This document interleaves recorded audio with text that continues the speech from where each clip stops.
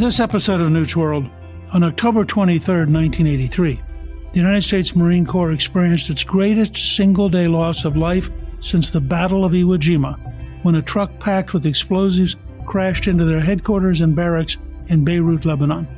This horrifying terrorist attack, which killed 241 U.S. Marines, 58 French soldiers, and 6 civilians, continues to influence U.S. foreign policy and haunts the Marine Corps to this day.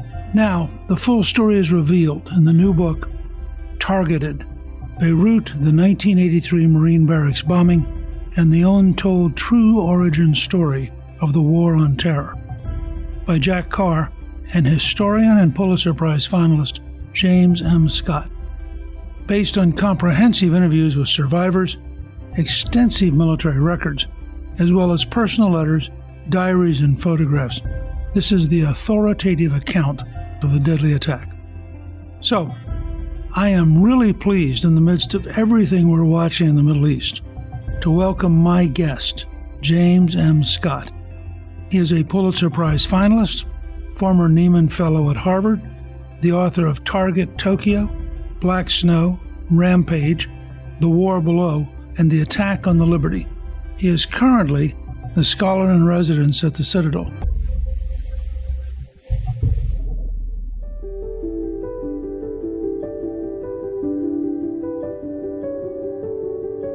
James, welcome. Thank you for joining me on Newt's World, and congratulations to both you and Jack. Targeted Beirut debuted at number 5 on the New York Times nonfiction bestseller list this week. That is a major accomplishment. Thank you so much, Newt, and thank you for having us on. It's a real privilege and honor to join you and to be able to talk a little bit about this tragic moment in American history. Before we begin to discuss Targeted Beirut, what was your experience like when you became a 2016 Pulitzer Prize finalist in history for your book, Target Tokyo, Jimmy Doolittle, and the Raid That Avenged Pearl Harbor? It was a total surprise. In fact, I'll never forget that day. I was actually helping my daughter, who was then in the 3rd grade, with her homework after school, and suddenly my cell phone just blew up with notifications. And I looked down, and it was 30 or 40 emails, a whole bunch of Twitter notifications. And I was looking through, and I saw an email from a buddy of mine who's a former journalist being like, hey, congratulations, you didn't quite get it, but you're at least a finalist. And I'm like, finalist for what? And I kept going through, and then I saw an email from my editor with the news and was totally blown away by it. I was not aware that, Norton, my publisher, had even submitted the book for consideration. I'm sure at some point along the way they had mentioned that, award season, they submit books and things of that nature, but it totally caught me off guard. And so it was a pretty awesome day, as you can imagine. What led you to become a writer? I always enjoyed writing. I always enjoyed the creativity behind it, and of course I always loved history. And so for me, it was an unusual path into it in that I finished up in college, and my first job out of college was actually as a public school teacher in Japan. And so most of my work, of course, has been dealing with the Pacific War and World War II. And so, here I was 22, 23 years old, teaching school in the 1990s in Japan. And there were still a lot of survivors of World War II and veterans around there at that time period. And I'll never forget, I went to Hiroshima one weekend, saw the museum there and the Gimbako Dome. And then about 2 weeks later, I flew to Hawaii and met my parents. And my father had been a naval officer who's retired. We went and visited Pearl Harbor. And so for the span of about 2 weeks, I kind of saw the bookends of America's experience in World War II. And it just lit a fire. I started reading everything I could get my hands on and about World War II. I then came back to the United States. I knew I wanted to write. Of course, journalism was about the only thing you could do where you could actually earn a paycheck and scribble words for a living. So I ended up as a newspaper reporter for a few years, covered the military, and was fortunate enough when I was about the age of 30 to get a Nieman Fellowship. And I went off and I could see what was happening in the print business at that time. And I realized that newspapers might not be around in 30 or 40 years, at least in the form they were then. So I needed to kind of reinvent myself. And so I met a book agent, sold my first book, and here we are 20 years later and working on book 7. It's been a real awesome journey. That's really tremendous. I have to ask you one question about Target Tokyo, because I've always been intrigued with the origins. There was such an unlikely event, and in many ways such an American event, to package Army Air Corps bombers, put them on a carrier, and basically engage in psychological warfare. What's your sense of where that idea came from? It's so unlike the bureaucracy. It's so daring. What was the origin of that? It's really a unique origin. I mean, of course, at that moment, in those dark early days after the attack on Pearl Harbor, FDR was really pushing his service chiefs to find a way to strike back at Japan. Of course, there was no real way for us to do it, at least initially, because, so many of our forward bases had fallen, Guam, Wake, the Philippines was under siege at that moment.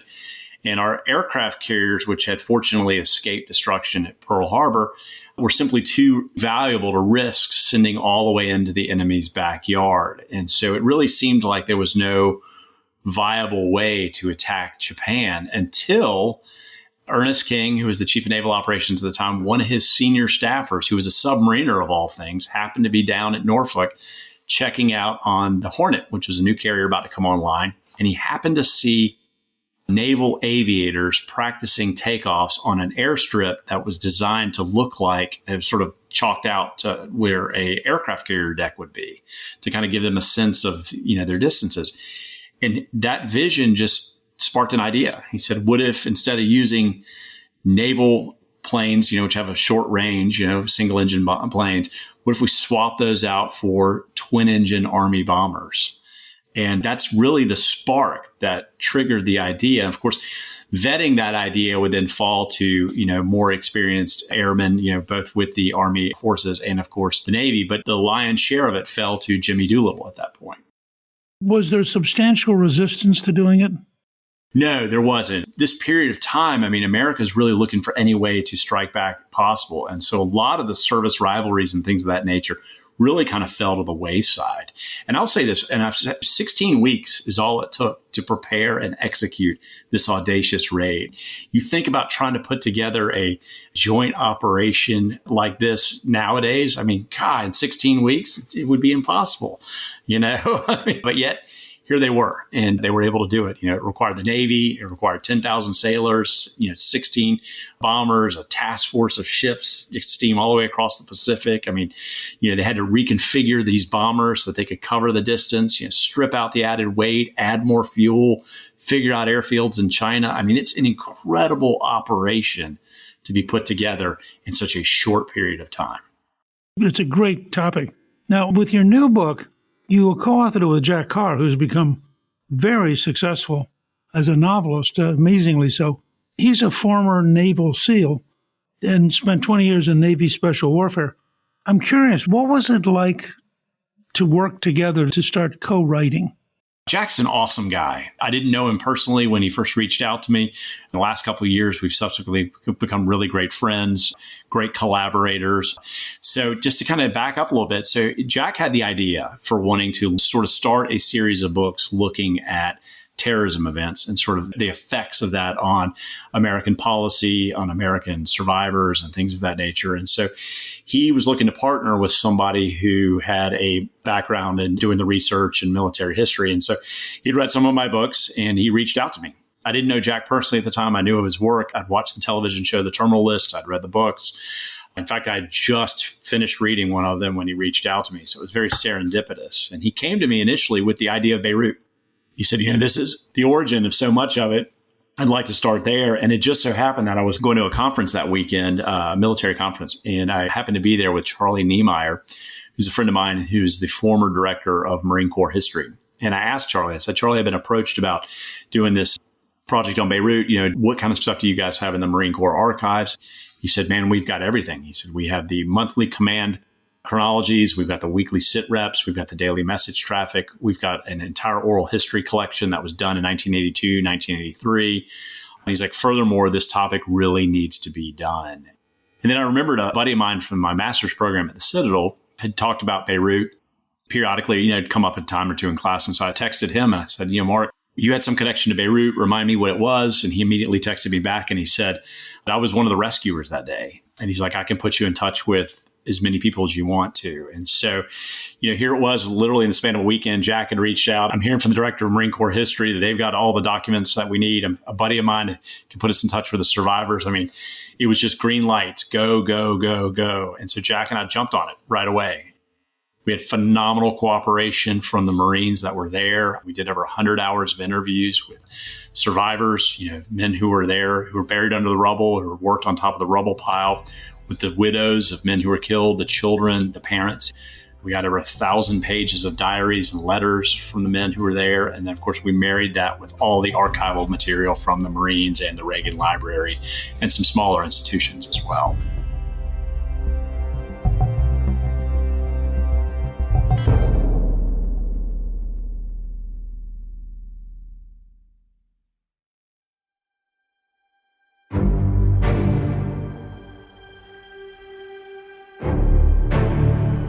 Let's go back, though, to the beginning. Why is the United States in Lebanon? Yeah, so Lebanon's a mess. And I'm sure you recall this from your time in Congress those days. It was coming out of a long civil war that started in the 1970s. A lot of sectarian violence between the Christians, the Sunnis, and the Shias. Of course, the PLO, the Palestinians, had been sort of decamped from Jordan into Beirut. They were using Beirut to attack the Israelis. The Israelis were responding. And then Syria, which also wanted its share of Lebanon, that was there as well. And then, of course, amid all this chaos, the Iranians send in their own Revolutionary Guardsmen to sort of set up terrorist training camps. And so all of this sort of mess is brewing and whatnot. And sort of into this, the United States decides to send 1,800 Marines as a stabilizing force. And the Marines were part of a larger multinational peacekeeping force. There were Italians, French, and British troops there as well. But the idea was that these international troops would sort of provide stability there while the PLO left, and hopefully the Lebanese national government could sort of get on its feet and sort of get things going again and bring back a sense of stability that had long been lacking since the 1970s there. So that's kind of the backdrop for how the U.S. Marines ended up in Lebanon. We gradually seem to be more and more entangled in the region and can't quite get out of it. And in that setting, you have the Iranians in particular, methodically, I think, trying to figure out how to go after us. At that point, what's happening? There's almost this horrifying inevitability leading up to the bombing. Yeah, there really is. And, it's kind of like the Wild West in Lebanon at that point. There's all these different groups with competing interests. It's essentially a civil war in which other foreign countries have sort of layered their own interests on top of, the Iranians, the Israelis, the Syrians. And of course, Iran at this point is really looking to spread its revolution, and they see an opportunity in the chaos of Lebanon. And so they come in and they set up in the Bekaa Valley, which is this sort of lawless region up near Syria, terrorist training camps. And this is going to be the incubator for their revolution that they're going to spread here. And they also see an opportunity to tap into the disenfranchised Shia, who were sort of the low folks on the social demographic ladder there, and sort of tap into how disenfranchised they are and to recruit them to their cause. And of course, the Marines can see all of this unfolding because here they are, they're based at the Beirut International Airport, and they're surrounded by these impoverished shanty towns. And they can see how the demographics are changing in the communities around them where they're patrolling. The women and children who are there initially suddenly start to vanish, and they're being replaced by young military-aged males who are armed. And this coincides with an escalation in violence against the Marines. Here the Marines are kind of like, along with the others, trying to put their fingers in the dam to keep the chaos of Lebanon from spiraling out of control. And into this mix comes these Iranian bad actors, and they see this as an opportunity to target the Americans, to affect U.S. foreign policy. And that's the play here. So that's kind of what we see happening. And you see it begins gradually. It begins initially in March of 1983 with some attacks on patrols and things like that. It's going to ramp up with the attack on the U.S. Embassy in April of 1983, which is effectively a trial run for the type of bombing that's going to happen against the Marines. In this case, it's also a suicide bomber, targets the embassy, destroys the front of the building, kills 63 people, including 17 Americans. And then throughout that summer, the Marines are going to start becoming victims of snipers, artillery rounds, and things like that, leading up to the October attack on the headquarters and barracks. Basically, are we trying to prop up a Lebanese government that is, in a sense, multi-religious, or what's our mission? Yeah, so our mission effectively is to prop up the Lebanese central government, which is Christian at that point, and effectively try to prop up the status quo. Since the end of World War II, this sort of, as you were just explaining, sort of this hodgepodge of Christians, Sunnis, and Shias have managed to govern together, and we're trying to kind of prop that up. And we're also trying to pressure the Christians to say, all right, you got to start giving up some of your power, and you've got to have some power sharing here. Because what's happened in those decades, those 4 decades since the end of World War II, is that the demographics have changed. Christians are no longer the dominant population there. You've got an explosion, particularly in the Shia community. And so the equation you used to distribute power in 1947 is not equal to what it is in 1983. And so the Christians are going to have to give up power. So that's all part of the dialogue that the United States is trying to have at that time. Now, the challenge, of course, is that the American mission changes. So when we initially go in late 1982, it's really to get the Palestinians out, to get Yasser Arafat and his fighters out of there. And then, of course, we decided we're going to stay a little bit longer to try to sort of quell things. But then if you look at Reagan's national security directive, he actually starts moving from just a security thing to, all right, how can we sort of prop up and sort of get their government back on its feet and sort of really kind of get into the realm of nation building in some way. And that, of course, is a much different mission. It's a bigger, longer mission. And of course, it's going to be what results in this tug of war inside the administration between the Joint Chiefs of Staff and the Defense Department and the Secretary of State and the National Security Advisor. And so the mission that the Americans initially go in with is going to ultimately change. And it's going to best be described by Colonel Timothy Garrity, who's the commander of the Marines, saying the mission changed, but no one changed the mission. And that's kind of the situation the Marines find themselves caught in as things begin to escalate in 1983. Who was responsible? How was it planned by the bad guys? We talked about just a minute earlier about the bombing of the U.S. Embassy. And that was kind of a trial balloon, and just to sort of gauge, whether or not such attacks would work. And of course, this is the beginning of Hezbollah. And what has happened is as the Iranians come in and they set up this terror training camp, and they're sort of tapping these young Shiite groups to want to go into terrorism and to fund them and equip them and whatnot. You see a couple of these groups sort of rise up during this time period, 1982, early 1983. And these groups are eventually going to merge under Iran's direction and become Hezbollah. And so the first attack, of course, is against the U.S. Embassy, and it is a suicide car bomber. And of course, we didn't have the type of security that you now see commonplace at a lot of our embassies. I mean, there were literally sawhorses outside and things like that. And so the driver was able really to get right up in front and ran right into the front of the U.S. Embassy. And that taught a very important lesson about American security. And so they took that same idea 188 days later and applied it to the Marine headquarters and barracks. Only this time it was 6 to 9 times more explosive. A bigger vehicle, it was a truck, far more explosives that were there, but the exact same MO and how to do it. And of course, the Americans at that point didn't have the kind of security because, again, this is where their mission was kind of murky. On the one hand, you're there to be a stabilizing force and show the flag and whatnot, and you can't do that if you're living in sort of a bunker environment, with massive amounts of dragon's teeth and fortifications and things like that. So that was kind of where the struggle really came down upon the commander of the Marines there is, on the one hand, I'm here to show the flag, and on the other hand, I've got to protect my Marines, but I can't do both. I can't have a bunker mentality and still be the face of the United States. And so that kind of left them in this limbo. And the Iranians were able to exploit that and to get past their security.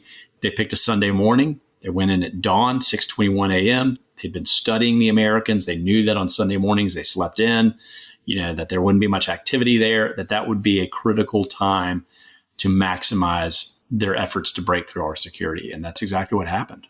Doesn't it surprise you looking back that we didn't have more of a defense in depth? Yeah, it does. And the car bomb was such a common thing in Lebanon at that point. If you go back and you look at the media accounts, these things were going off every week throughout Beirut, but they were different. Car bombs at that time were stagnant. You parked a car, you walked away, you remotely detonated it.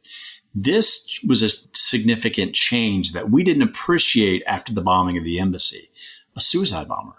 Up until this point, that was a novelty. That hadn't really happened. And of course, we didn't piece it together, nor did the Lebanese. In fact, the Lebanese were telling the Americans, hey, the embassy attack, it's different, but it's a one-off. They didn't see this foreshadowing a new trend in terrorism and warfare until after the Marine bombing. And of course, nowadays we have way more security. We've learned the lesson. We've had our embassies hit in Kenya and Tanzania. We've had lots of these kinds of attacks around. But you got to remember, at this point, this was kind of new for the Americans at that point. Beirut 1983 is really, it's the turning point. And that's, of course, why we wanted to focus on this one year, this one moment in history, because it is the fulcrum on which so much shifts.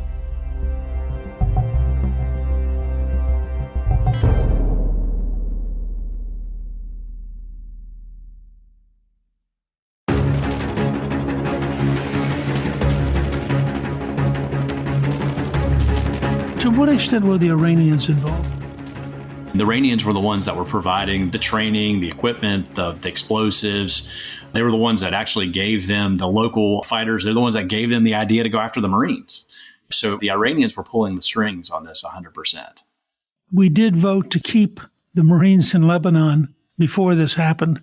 And I have to admit, I was one of the people who actually voted yes, that we should keep them there because we were responding to the Reagan administration's desire to show strength, which, of course, then kind of fell apart.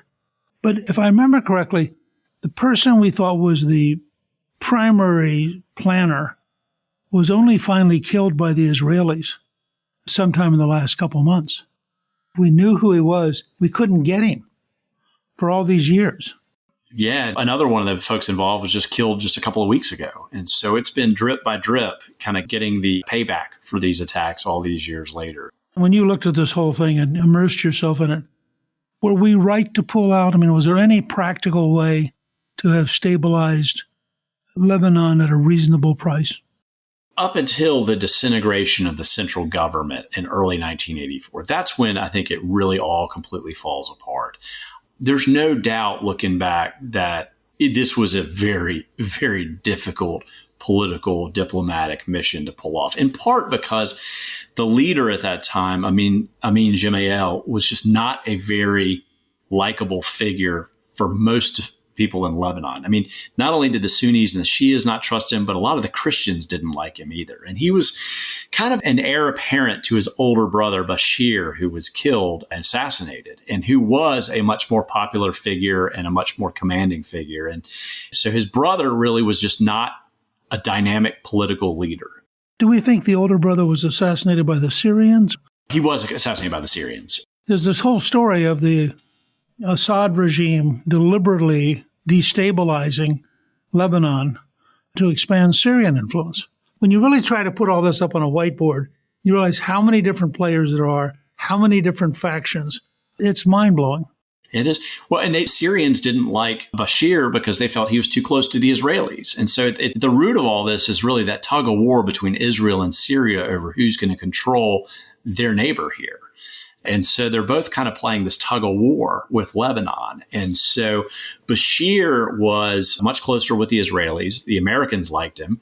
And so the Syrians did not like him. And so once he's killed, they immediately pick his brother to be sort of the heir apparent. You got to remember, this isn't like a true democracy where everybody goes out and votes. It's kind of like the party elders all get together and sort of pick him. And so they pick Amin Gemayel, and he's just a weak figure who's nothing like his brother. And he is who America has no choice but to sort of latch onto at this point to prop up.